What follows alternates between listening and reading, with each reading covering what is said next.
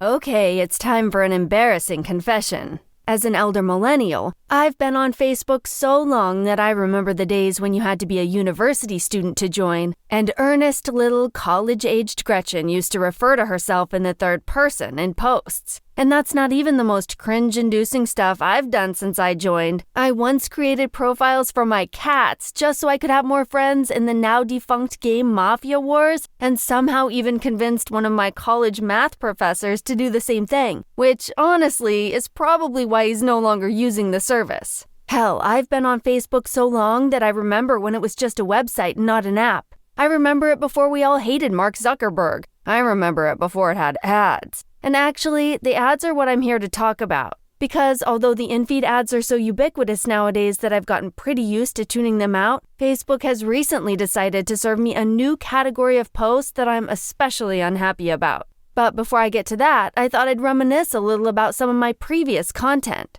So, as far as I can tell, Facebook has spent years trying to figure out what type of junk will make me click.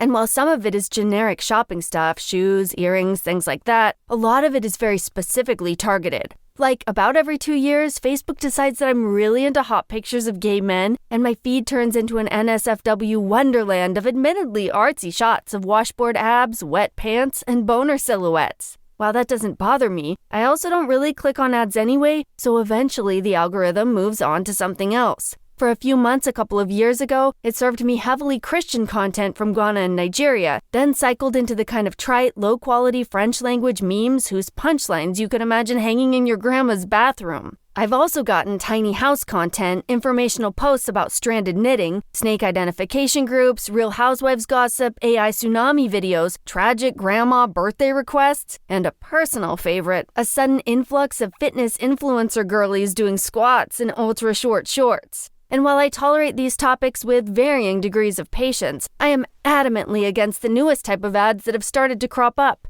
You see, I grew up in a furniture family. My parents had a store that my dad recently sold, and the new owners, being more my age, have been trying to increase the store's web presence. So I like some of their posts. But now Facebook has decided that I must like all furniture store content, pictures of weird sales reps holding catalogs and unhappy teens couch shopping with their parents. It has decided that, now that I'm a pathetic middle-aged woman, my hobby must be catching up on upholstery trends and perusing different wood finishes while I drink smoothies and lobotomize myself. So, Facebook, if you're listening, let's time travel backwards together so you can bring back the girls in shorts, or at least the sexy boner shots. Gretchen would be so very grateful that she wouldn't even end this video with a reminder that Mark Zuckerberg still sucks.